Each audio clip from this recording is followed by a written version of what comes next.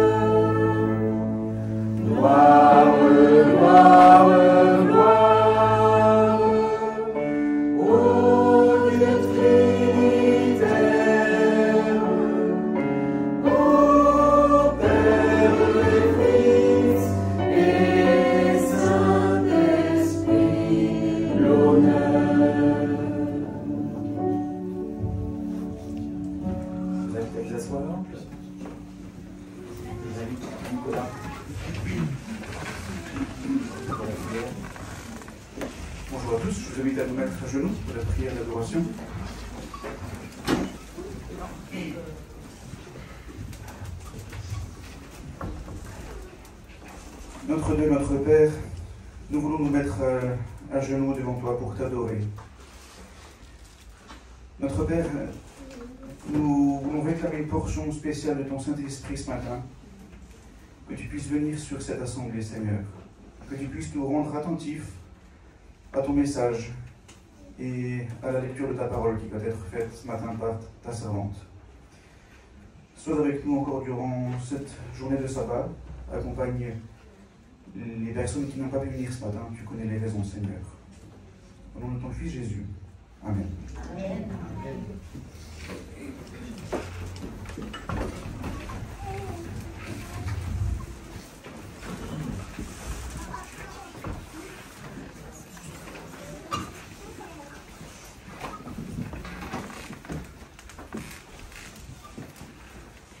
La parole de Dieu nous dit dans le psaume 95,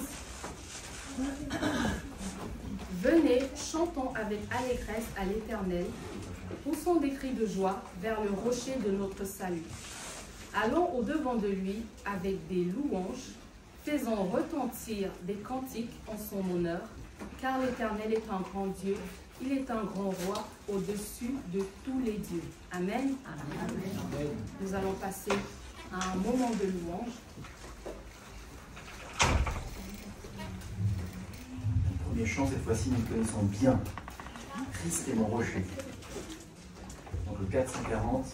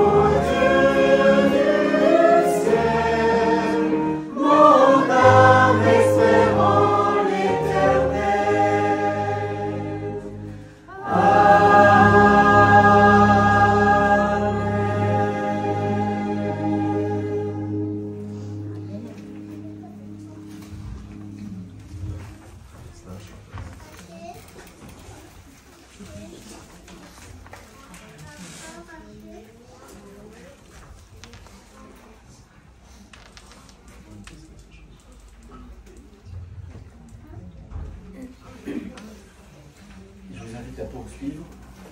Contemplez mon Dieu.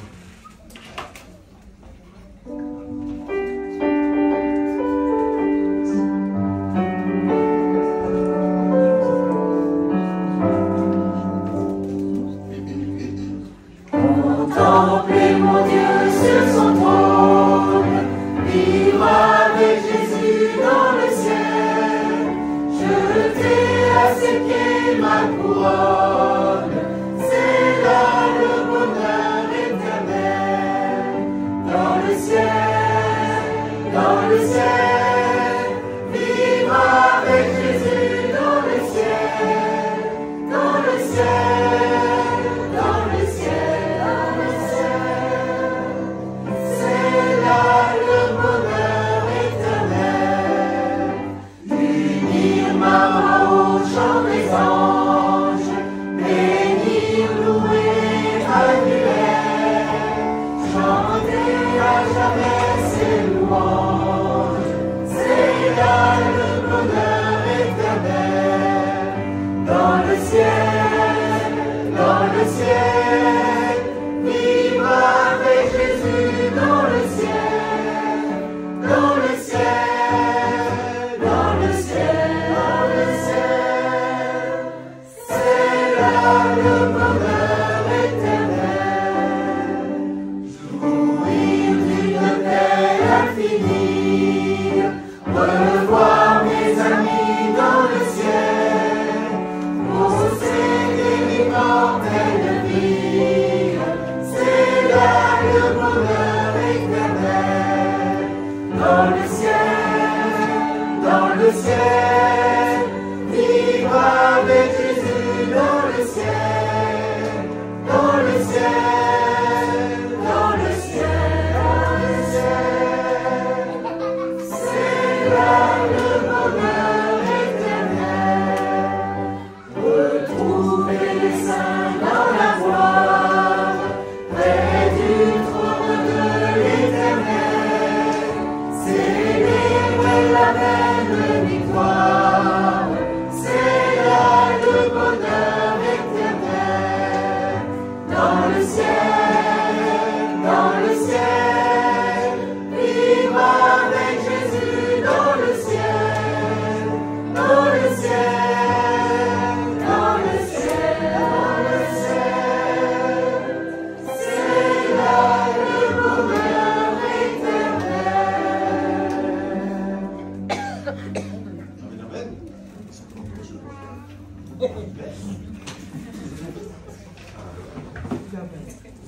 Et je vous invite donc à vous lever. 362, ensemble, nous pouvons chanter. C'est pas la même chose, non?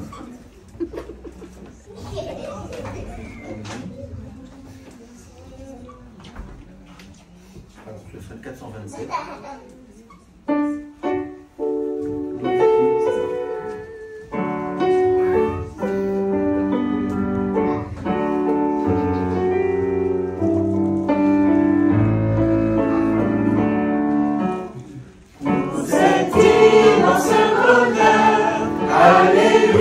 Alléluia, que tu as mis dans mon cœur. Alléluia, je veux te chanter, Seigneur. Alléluia, oui, Jésus est mon sauveur. Alléluia, je le redirai encore. Alléluia, que pour moi Jésus est mort. Alléluia, voilà pourquoi je l'adore. Alléluia, lui seul est tout mon trésor. Alléluia,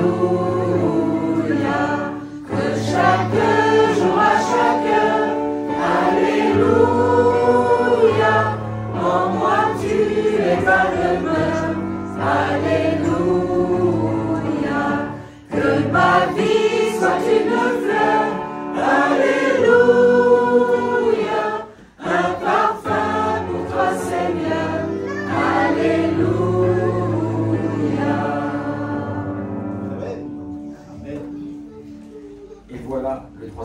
2, je vous invite à rester debout. Et donc, ensemble, nous pouvons chanter.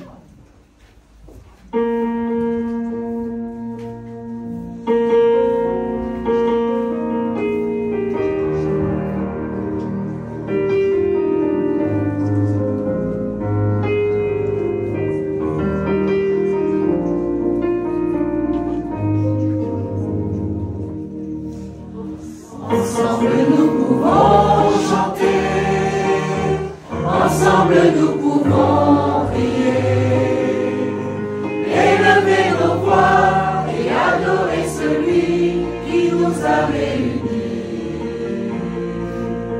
Ensemble nous pouvons donner, ensemble nous pouvons porter nos fardeaux, nos joies, proclamer l'amour que Dieu met dans nos vies. Tous ensemble,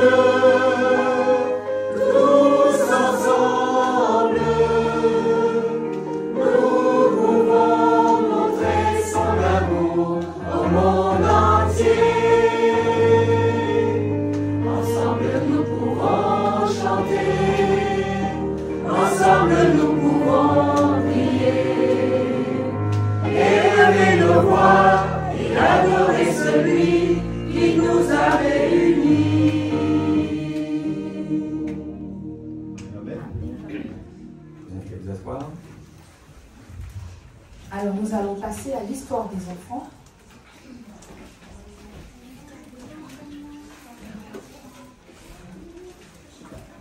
Il y a des enfants, mais il y en a un, je vous assure, un parmi eux là. Un. Bon. Je ne peux même pas vous expliquer comment il est celui-là.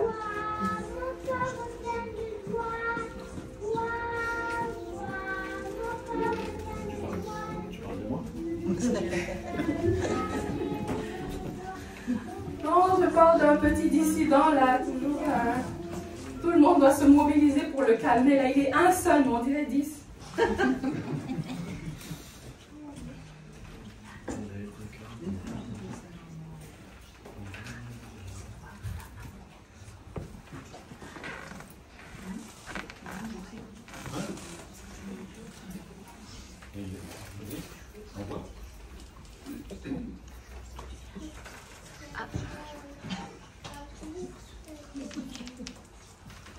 Alors, c'est une histoire de charbon. Charbon. Il y a deux charbons qui viennent voir le charbonnier et ils lui disent, eh ben nous, on en a marre. On en a marre de cette vie. Nous sommes super utiles à vous, les humains. Franchement, sans nous, on ne sait pas ce que vous seriez parce que c'est nous qui vous chauffons, c'est grâce à nous que vous cuisinez, tout. Bref, on est tellement utiles, on est tellement important pour vous. Mais vous nous traitez comme du n'importe quoi. On ne veut plus de cette vie. Aucune délicatesse, on nous jette à gauche, à droite, comme du... Non, non, non, c'est pas possible. On veut une autre vie, celle-là ne nous plaît pas. Alors le charbonnier dit, bah, c'est possible, c'est possible. Et les charbons sont contents, ils disent, oui, oui, explique-nous comment on peut faire pour avoir une autre vie, parce que celle-là, où on est plus utile que tout, mais on nous traite comme des esclaves, c'est hors de question, on n'en veut plus. Alors il dit, il leur montre une carte au trésor. L'un d'eux, quand il regarde la carte, il répond au charbonnier, mais non, mais c'est pas possible. En fait, tu veux nous tuer. Qui va passer par autant de pression? C'est hors de question. Moi, si c'est ça, bon, finalement, je pense que notre vie n'est pas si mal. Hein. Bon, moi, je ne vais pas suivre la carte. Et l'autre, il se dit, waouh, il y a un trésor. Eh bien, s'il y a un trésor, moi, je veux ce trésor. Et il accepte de prendre le chemin que montre la carte. Au bout du compte, il se retrouve, oulala, un magnifique diamant. Sa vie a changé. Il n'est plus celui qu'on jette à gauche, à droite sans aucune délicatesse. Non, il est porté par les plus grands. Il est choyé, il est bichonné. Une vie telle qu'il n'aurait jamais rêvé dans ses rêves les plus fous. Il est tellement... C'est la vie qu'il voulait, on prend soin de lui. Il y a tout un système de sécurité juste pour lui. Non, une vie de roi. Maintenant, c'est lui la star. Au point où même les autres ne reconnaissent pas. Vraiment, on fait partie de la même famille, là, c'est sûr. Vraiment, on est pareil. Ah là là, une vie mais magnifique. Dans la Bible aussi, on a des histoires comme ça. Hein. On a l'histoire, par exemple, du peuple d'Israël à qui était promise la terre promise. Mais sur le chemin, ils se sont dit, de temps en temps quand même, c'est comme si l'Égypte c'était pas mal. Oui, on était esclaves, mais finalement, entre la bonne nourriture qu'il y avait en Égypte et le désert, tout compte fait, la terre promise, bon, nous on préférait quand même l'Égypte. Et c'est pas les seuls, hein. Il y a aussi le jeune homme riche. Le jeune homme riche, vous vous rappelez, il vient demander à Jésus, mais comment faire pour avoir la vie éternelle? Et quand Jésus lui dit, vends tout ce que tu as, il se dit, bon, la vie éternelle, c'est pas mal, mais mes richesses, je pense qu'il a pensé à un, tiens, vaut mieux que tu l'auras. Donc il s'est dit, non, ça, je préfère mes richesses. Mais il y a un autre dont la sagesse a été époustouflante. Lui, il a eu la bonne... Lui, il a eu la conscience non seulement de son état, et par rapport à toute autre chose qu'il pouvait être, il savait qu'il ne pouvait être mieux que chez son père.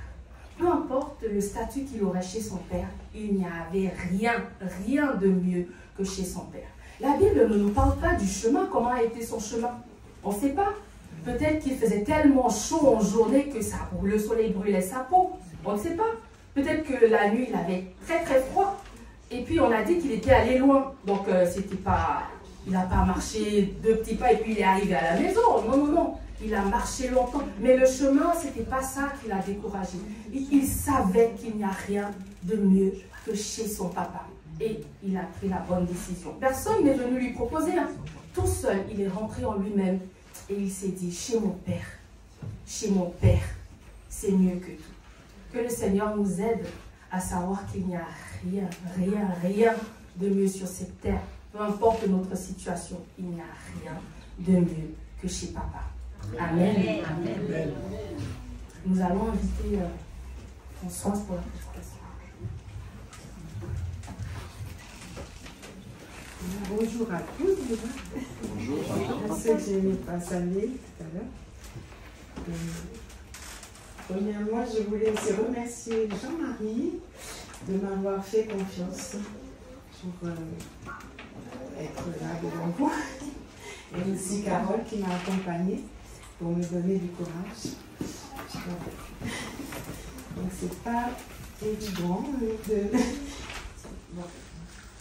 Alors, ne vous amassez pas des trésors sur la terre, où la teigne et la rouille détruisent, et où les voleurs percent et dérobent. Mais amassez-vous des trésors dans le ciel, où la teigne et la rouille ne détruisent point, et où les voleurs ne percent ni ne dérobent. Car là où est ton trésor, là aussi sera ton cœur.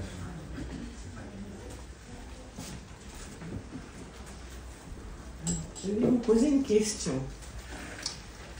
Pensez-vous que l'on puisse trouver un trésor sur terre? Et de qui plus est, un trésor accessible à tous. Et pourtant, vous en êtes tout près. Et je vais vous faire une révélation. Vous êtes dans la salle au trésor. Alors, je vais vous expliquer pourquoi je peux dire cela. Oui, ce sera plutôt pour moi un témoignage qu'une prédication. Bien. Mais voilà. Alors, j'ai longtemps cherché une église dans mon cœur, avec mes critères à moi. J'ai cherché, allant de l'une à l'autre, et finalement, me rendre compte que je regardais trop avec mes yeux. En plus, je suis un peu mirou. Je ne louchais pas, mais c'était tout comme. je regardais avec une vue limitée, on va dire. Ici, c'était trop comme ceci, là, trop comme cela, là, il manquait ceci, là, il manquait cela. Mais ce qui fait une bonne église, c'est une église où l'on met en pratique la parole de Dieu. Et pour pouvoir la mettre en pratique, il faut la connaître, l'étudier, s'y référer pour toutes choses. Dans Deutéronome 6, 23, 25, il est dit. Et il nous a fait sortir de là pour nous amener dans le pays qu'il avait juré à nos pères de nous donner. L'Éternel nous a commandé de mettre en pratique toutes ces lois et de craindre l'Éternel, notre Dieu, afin que nous fussions toujours heureux et qu'il nous conservât la vie, comme il le fait aujourd'hui. Nous aurons la justice en partage si nous mettons soigneusement en pratique tous ces commandements devant l'Éternel, notre Dieu, comme il nous l'a ordonné. Psaume 37, 3 à 5. Confie-toi en l'Éternel et pratique le bien. Aie le pays pour demeure et la fidélité pour pâture. Fais de l'Éternel tes délices et il te donnera ce que ton cœur désire. Recommande ton sort à l'Éternel, mets en lui ta confiance et il agira. Psaume 119, 11. Je te cherche de tout mon cœur. Ne me laisse pas égarer loin de tes commandements. Je serre ta parole dans mon cœur comme un trésor, afin de ne pas pécher contre toi. Béni sois-tu, ô Éternel, enseigne-moi tes sentiers, tes statuts. Mettre en pratique les commandements de Dieu. Mais c'est ça le vrai trésor. Bien que j'avais arrêté de chercher et me contenter de l'église évangélique de mon village, il me vint une énorme question. Pourquoi dans la liste des 10 commandements, y a-t-il un 4e que nous ne respectons pas? C'est celui-ci, exprimé en Exode 20, 8 à 11. Souviens-toi du jour du repos, pour le sanctifier. Tu travailleras 6 jours et tu feras tout ton ouvrage. Mais le 7e jour est le jour du repos de l'Éternel, ton Dieu. Tu ne feras aucun ouvrage, ni toi, ni ton fils, ni ta fille, ni ton serviteur, ni ta servante, ni ton bétail, ni l'étranger qui est dans tes portes. Car en 6 jours, l'Éternel a fait les cieux, la terre et la mer, et tout ce qu'il y est contenu. Et il s'est reposé le 7e jour. C'est pourquoi l'Éternel a béni le jour du repos et l'a sanctifié. Et cela me parut évident, et je suis convaincue que le jour du Seigneur est bien le samedi, et non le dimanche.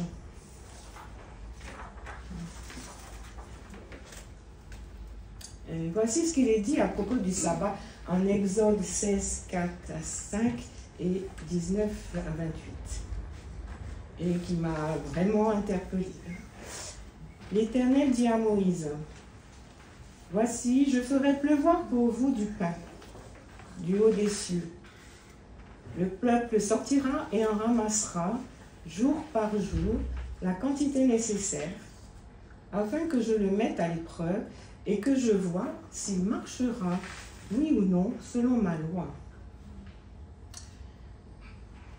Le 6e jour, lorsqu'ils prépareront ce qu'ils auront apporté, il s'en trouvera le double de ce qu'ils ramasseront jour par jour.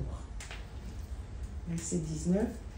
Moïse leur dit que personne n'en laisse jusqu'au matin. Ils n'écoutèrent pas Moïse et il y eut des gens qui en laissèrent jusqu'au matin. Mais il s'y mit des vers et cela devint infect. Moïse fut irrité contre ces gens. tous les matins, chacun ramassait ce qu'il fallait pour sa nourriture, et quand venait la chaleur du soleil, cela fondait. Et le 6e jour, ils ramassèrent une quantité double de nourriture, 2 omers pour chacun. Tous les principaux de l'assemblée vinrent le rapporter à Moïse. Et Moïse leur dit, « C'est ce que l'Éternel a ordonné. Demain est le jour du repos, le sabbat consacré à l'Éternel. Faites cuire ce que vous avez à faire cuire, faites bouillir ce que vous avez à faire bouillir, et mettez en réserve jusqu'au matin tout ce qui restera. »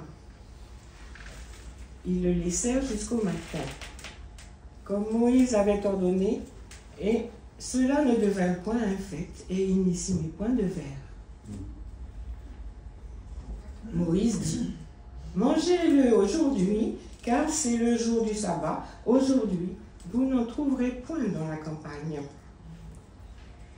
Pendant 6 jours, vous en avez ramassé, mais le 7e jour, qui est le sabbat, il n'y en aura point. » Le 7e jour, quelques-uns du peuple sortirent pour en ramasser, et ils n'en trouvèrent point. Alors l'Éternel dit à Moïse, « Jusqu'à quand refuserez-vous d'observer mes commandements et mes lois ?» Avec une pointe de colère, comme vous avez vu ce matin. Alors vous imaginez l'importance du sabbat aux yeux de Dieu. Et pour moi, c'était une révélation. Alors que j'étais bien installée dans mon église de mon village, je vais faire un tour à l'église adventiste du 7e jour de Mulhouse. Et ce jour-là, à l'école du sabbat, on étudiait le message des 3 anges dans Apocalypse 14. Quel ne fut pas mon enthousiasme, car l'étude et l'enseignement biblique manquent dans la plupart des églises. Là, c'est chaque sabbat, avec un livret à l'appui, bien documenté, approfondi, un échange, un partage avec les frères et sœurs. Et l'EDS, comme on l'appelle, l'école du sabbat, est une bénédiction pour apprendre à connaître Dieu. Donc je vais lire ce message des 3 anges qui m'a aussi interpellée. Je vis un autre ange qui volait par le milieu du ciel, ayant un évangile éternel pour l'annoncer aux habitants de la terre, à toute nation, à toute tribu, à toute langue, à tout peuple. Il disait d'une voix forte, « Craignez Dieu et donnez-lui gloire, car l'heure de son jugement est venue, et adorez celui qui a fait le ciel et la terre et la mer et les sources d'eau. » Et un second ange suivit en disant, « Elle est tombée, Babylone la grande, qui a abreuvé toutes les nations du vin de la fureur de son impudicité. » Et un 3e ange les suivit en disant d'une voix forte, « Si quelqu'un adore la bête et son image et reçoit une marque sur son front ou sur sa main, il boira lui aussi du vin de la fureur de Dieu, versé sans mélange dans la coupe de sa colère. Il sera tourmenté dans le feu et le soufre devant les saints anges et devant l'agneau. Et la fumée de leur tourment monte au siècle des siècles, et ils n'ont de repos ni jour ni nuit, ceux qui adorent la bête et son image, et quiconque reçoit la marque de son nom. » C'est ici la persévérance des saints qui gardent les commandements de Dieu et la foi de Jésus.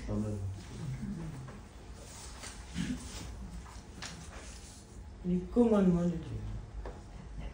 Une autre raison d'être fan de l'EDS, comme je suis devenue, c'est que nous devons nous préparer au retour du Seigneur. Certes, Dieu ne fait rien sans en avertir ses prophètes, comme il est dit en Amos 3:7. Car le Seigneur, l'Éternel, ne fait rien sans avoir révélé son secret à ses serviteurs les prophètes. Et il est clair aussi dans Marc 13, 10 à 11. Il faut premièrement que la bonne nouvelle soit prêchée à toutes les nations. Quand on vous emmènera pour vous livrer, ne vous inquiétez pas d'avance de ce que vous aurez à dire, mais dites ce que il vous sera donné à l'heure même, car ce n'est pas vous qui parlerez, mais l'Esprit Saint. Nous devons donc prêcher la bonne nouvelle, évangéliser et nous consacrer à l'étude biblique pour être nourris de la parole, avoir la parole en nous, et ainsi le Saint-Esprit s'en servira au moment voulu. C'est là que nous avons à faire en attendant le retour de notre Seigneur. Et Marc nous encourage, celui qui persévérera jusqu'à la fin sera sauvé. Alors, ne nous décourageons pas, car Jésus nous a dit, allez, faites de toutes les nations des disciples, les baptisons au nom du Père, du Fils, du Saint-Esprit, et enseignez-leur à observer tout ce que je vous ai prescrit. Et voici, je suis avec vous tous les jours, jusqu'à la fin du monde. Amen. Amen.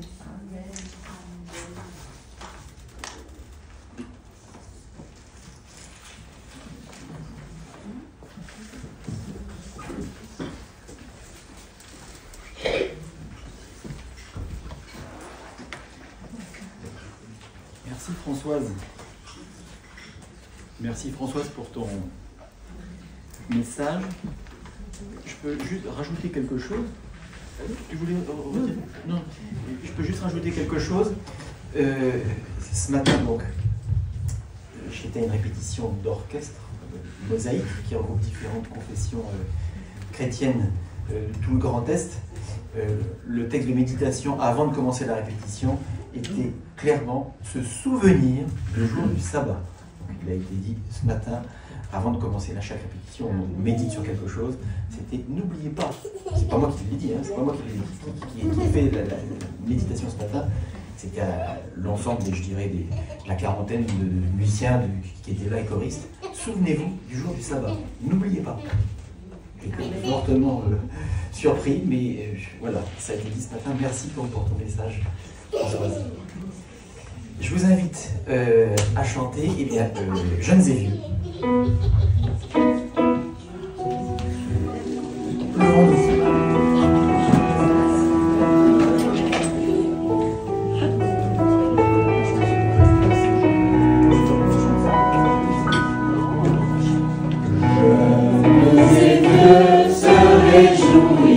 Ensemble, les jeunes filles danseront de joie.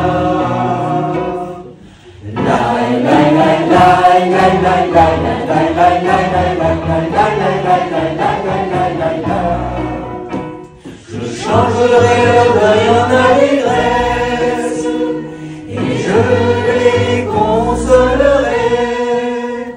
Je leur donnerai la joie au lieu du chagrin. Je leur donnerai la joie. Je leur donnerai la joie au lieu du chagrin. Je leur donnerai la joie. Merci. Il y a encore un chant. Pardon, oui, viens Françoise, c'est le moment de la prière. Je te laisse le micro. Tu as déjà ce l'autre. Oui, merci infiniment, Seigneur.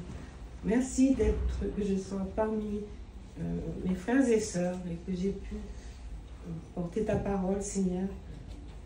Merci de tout mon cœur. Oui, que chacun sache que le trésor dans le ciel n'est pas loin de nous et que nous puissions travailler pour que nous puissions nous retrouver un jour dans le royaume de Dieu avec Jésus. Merci vraiment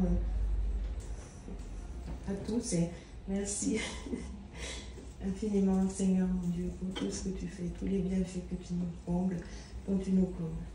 Tu nous combles de joie malgré toutes les épreuves que j'ai traversées, Seigneur. Mais vraiment, oui, tu changes le deuil en allégresse. Au nom de Jésus. Amen. Amen. Amen. Je vous invite invite à rester debout et nous terminerons avec donc, que l'Éternel nous bénisse.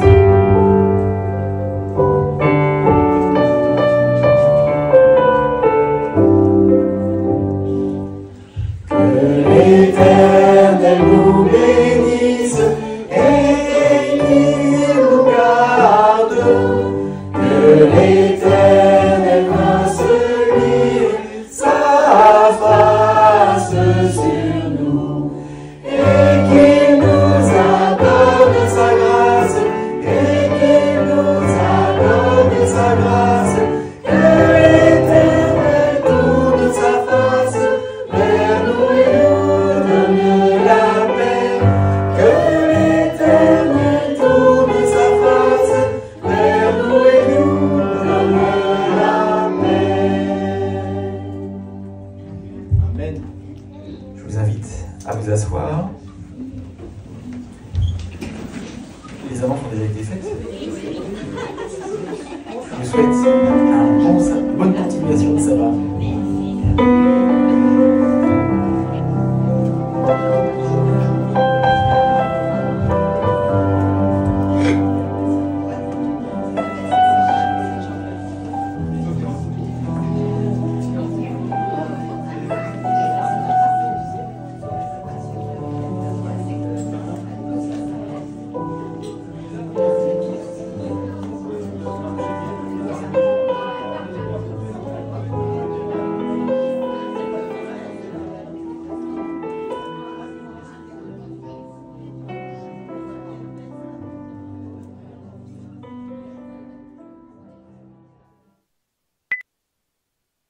I have repeatedly offered $1,000 to anyone who can prove to me from the Bible alone that I am bound to keep Sunday holy. There is no such law in the Bible. It is a law of the Holy Catholic Church alone. The Bible says, "Remember the Sabbath day to keep it holy." The Catholic Church says, "No. By my divine power I abolish the Sabbath day and command you to keep holy the first day of the week." And lo, the entire civilized world bows down in reverent obedience to the command of the Holy Catholic Church. T. Enright, CSSR, in a lecture at Hartford, Kansas, February 18th, 1884.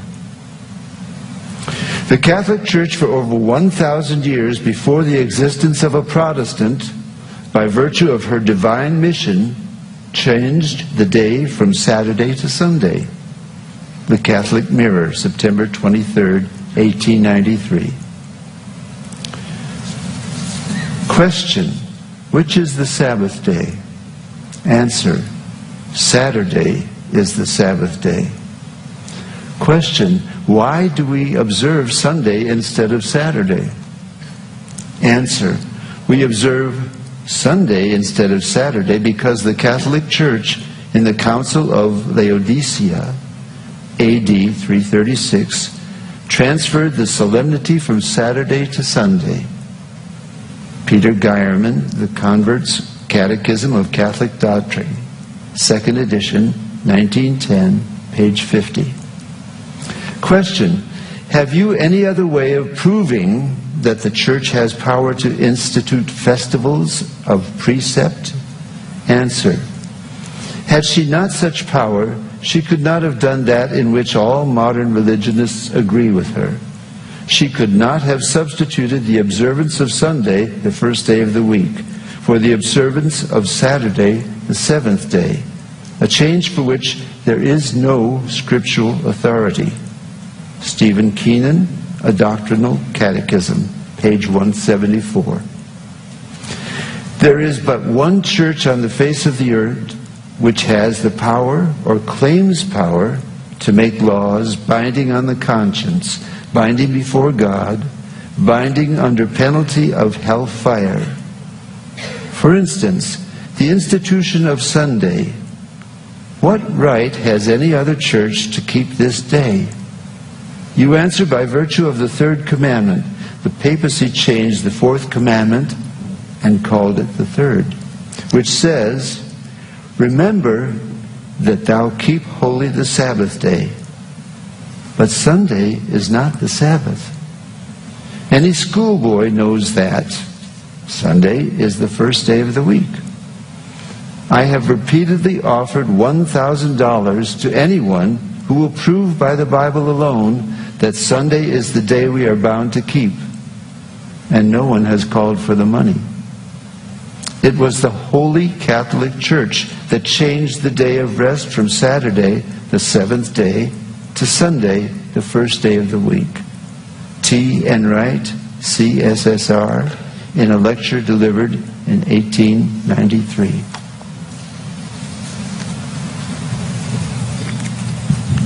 Thank you, Bishop.